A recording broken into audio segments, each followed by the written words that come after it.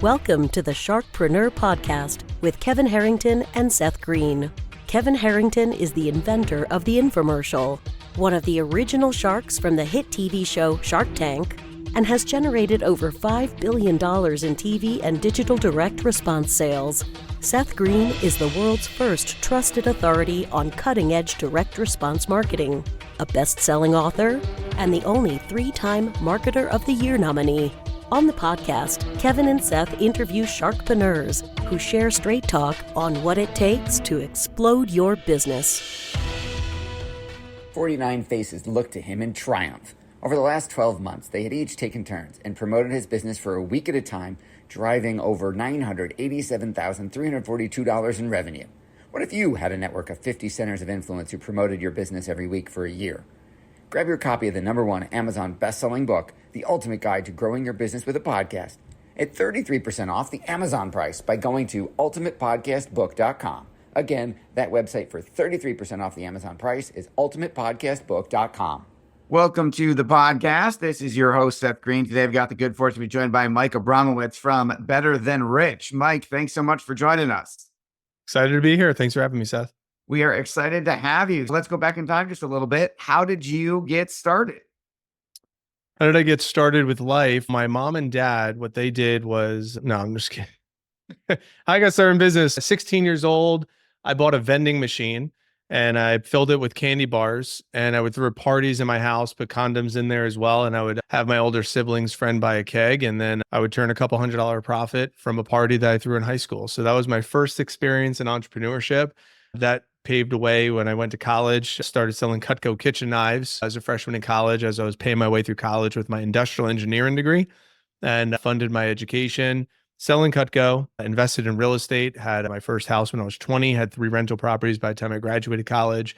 And from there, that was the foundation for what kind of got me the bug, along with seeing my dad own a plumbing business. He's an ambitious guy. He's 83 years old, still works 6 days a week in his plumbing business. So between witnessing my loved ones around me in entrepreneurship and getting a taste of it in sales, and then also my vending machine experiences in high school, that's the origin story.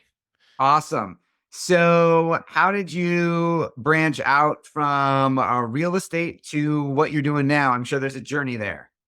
There's a very much a journey there, Seth. I'll tell the story and then we could park in whatever direction makes the most sense. Selling Cutco led me to a career position within Cutco. So I became a district manager and a sales manager with the company, being in charge of recruiting students to do what I did as a college kid. So for the last 20 years, I trained over 5,000 young people to do what I did as a college kid. And that generated just under $20 million in sales. So the process in sales management was awesome. But however, it was a grind because the market collapsed in real estate. I lost my rental properties. I was negative $130,000 in debt. I had a 400 credit score. So working in my direct sales office was grinding just to make my money back from the losses that I had in real estate. So I call it the valley of my 20s because I was grinding and working, but it was taking a hit on my relationship that ended after 7 years. It took a hit on my health. Unhealthy eating habits started. So I was constantly working in the business, and it was compromising my personal life. So I went circa 2012. I went to my first Tony Robbins event. I walked across fire. And at that event, he said, "My mess is my message." And from there, that was the birthplace of my first book that I launched. I spent 300 hours speaking in the Pinellas County School District. I spoke to about 20 or 30,000 students to craft what that message was and turn that into my first book. That also led into 9 different books that I have, and led into a passion project called PB&J for Tampa Bay, where we provided over 100,000 sandwiches to less fortunate in the Tampa Bay area. So it was fantastic. I was speaking and book signing and influencing and sharing my message while running my direct sales office still.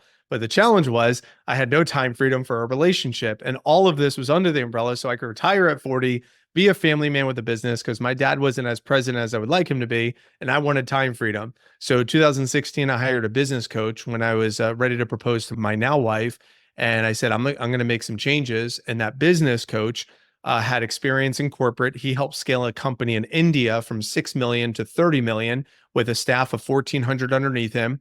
He left that company to come back to the States to teach small business owners how to corporatize their small business. I was one of his students and clients. So he helped me figure out how I could remove myself as a bottleneck from my direct sales business. So 2016, 2019 or so, it was all under the umbrella of how can I work from home? How could I be a present dad? How could I be a present husband? And then COVID hits. It was like all systems go.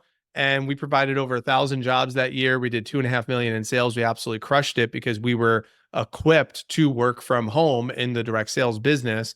And my wife and I took an 18-day road trip during that time frame while we were doing $100,000 sales weeks. It was awesome. The short, that's like a long short version. I do want to click on this though. The big test happened, Seth, in New Year's Eve of 2020 is when our son was born. And my son was born at 1 pound, 4 ounces. So he was 26 weeks, came premature. And I didn't know how long we were going to be in the hospital with him, but we were in the hospital in the NICU for 254 days, so 8.5 months. Wow. And during that time, my business ran without me because of those systems I put in, still yielding $250,000 in revenue and 6 figures in profits without me there. So when we got out of the NICU, my wife had to stop her corporate job, paying her 80 grand a year to become a full-time medical mom.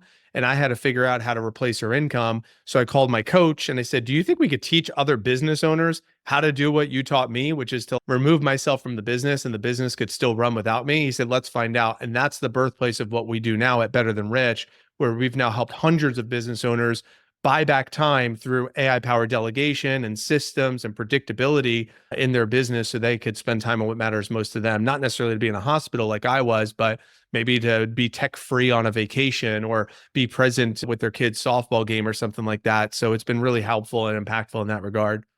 That is an absolutely incredible journey. And I'm sure the longer version is in a book somewhere. And if it isn't, it should be. Our daughter was born preemie as well, not as preemie as your child. We were only blessed to be in the NICU for a week and a half. And it was the longest week or so of our lives. I love that you have major journey into your message into helping others.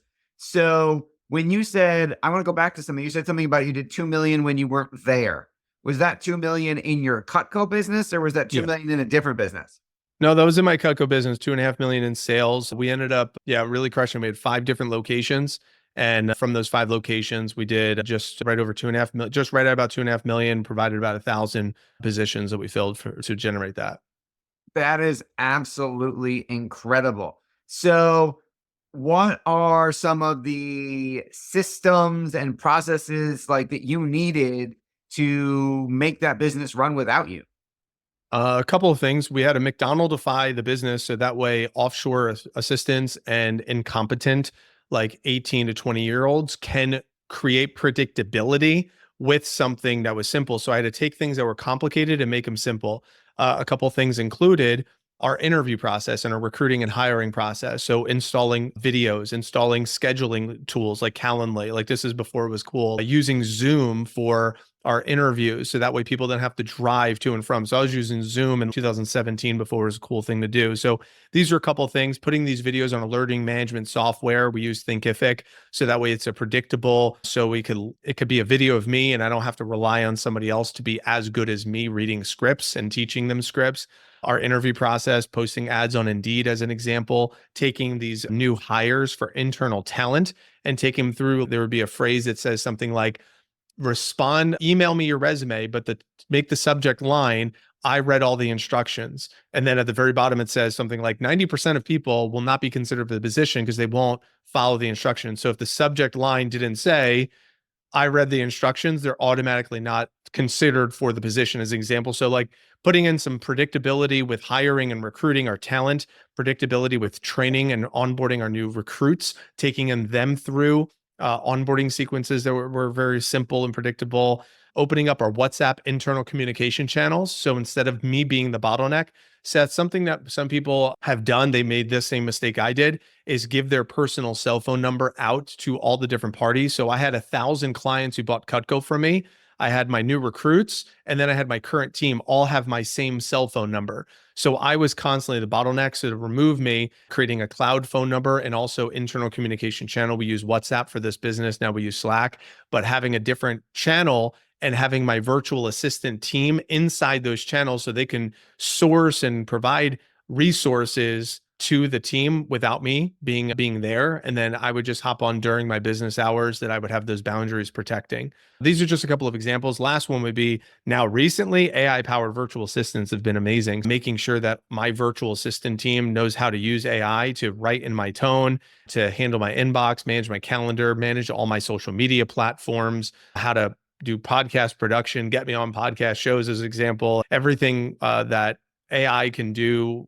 I want my virtual assistants to be trained on. So it's AI powered delegation so they could be that much more effective and more efficient. Again, just riffing here, going fast, but there's a lot I could talk about on this.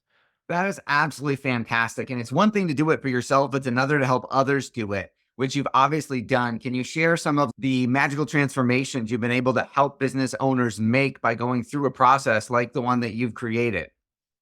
First one immediately comes to mind is Andrea Bryant. She runs a home staging company. She was an educator for 20 something years. So she didn't really understand business, but she wanted out of education. So just grinding, she created a 6-figure home staging company in Tampa and did a really good job. But the problem was she had really bad arthritis in her hands. So she's like carrying furniture and all these things that she's using her hands for. So she hired us to install systems into her business and also bring in virtual assistants and support her with her marketing and whatnot.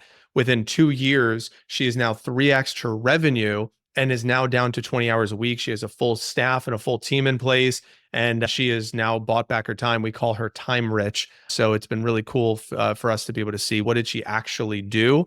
It's a lot of what we talked about. Leveled up her marketing. She was just recently featured on Zombie Flippers, which was cool to get that gig for her. But that's just one example. Another example, Tamara, she runs a mental health company. She was losing about 50 to 60,000 a month when she first reached out to us. So we figured out why.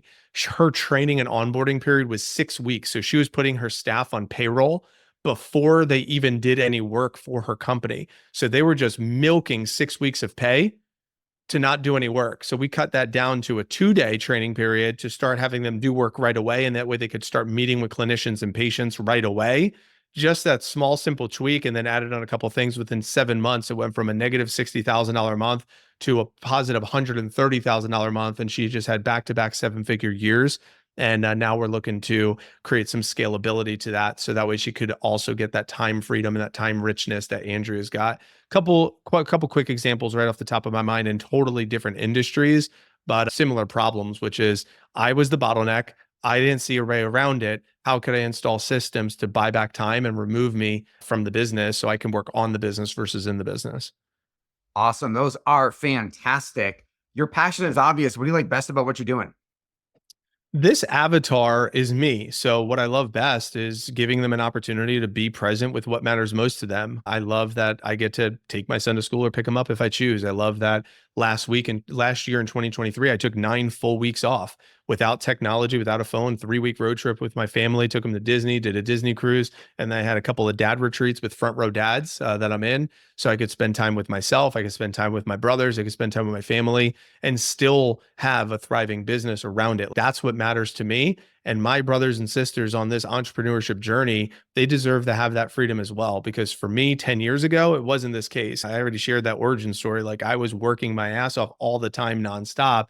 And to go 10 years later to not have that and to be an accredited investor and to do these things where my business creates revenue and the revenue creates passive income. And then that passive income buys me money and the business buys me time so I can have 3x freedom. That's amazing. So I want that for other business owners that are high earners that deserve to buy back their time and spend that time on what matters most to them. That is a beautiful vision. With all the success you've achieved, what's your biggest challenge now? Right now, our challenge is scaling, going from where we're our first year. We were testing the marketplace and just trying to figure out who we're serving and then how we were serving them. And that was in 2021 when I called my coach, and now he's my business partner. And that was like led us into 2022 to 2023. We grew from 200K to 600K by getting a little bit more clarity in the marketplace. And now that we're there, we're pacing for 7 figures in our 3rd year. The question is, how do we scale that into a company that can sustain itself without me doing stuff that I'm doing. So I love what I'm doing, which is I've done 60 podcast guest appearances since September. I love doing this market research and brand development. My business partner's doing client fulfillment and operations. But now it's how do we create the predictability in year 3 so the company can scale and grow without us as we look to get to 8 figures within the next 5 years. That is awesome. For our folks who are watching and listening and want to learn more, who is an ideal client for you?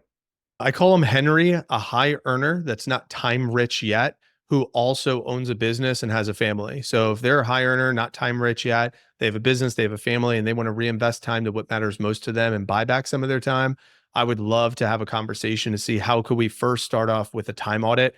What is their time worth? It's probably going to be worth $100 to $200 an hour. Then it's like, how can we figure out what are the low valued administrative tasks that we need to offload as fast as possible, that bottom 20%?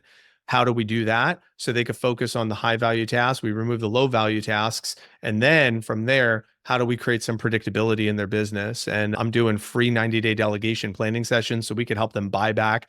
If I could help them buy back 10 hours a week in the next 90 days, I think that's a win. And I feel like very confident I could do that in a conversation. So betterthanrich.com/90-day plan, 90-day plan. So betterthanrich.com/90-day plan. I also have a time audit workbook I'll give them along with that planning session. So that I would love to offer that to anyone who would benefit. Awesome. We greatly appreciate that and your very valuable time. This has been Seth Greene with Mike Abramowitz. Mike, thanks again for joining us. Thanks for having me. Thanks everybody for watching or listening. Make sure you go check out that offer from Mike, and we will talk to you or see you next time. Why do so many businesses struggle while others seem to explode overnight? Do you wish you had the secret to this type of exponential growth? Now, I've scaled more than 20 businesses to over $100 million, and it's not just luck. In my new book with Mark Tim, Mentor to Millions, you'll learn the repeatable framework I use in all my business ventures for massive success. Order at kevinmentor.com and get over $1,000 in bonuses. Head to kevinmentor.com.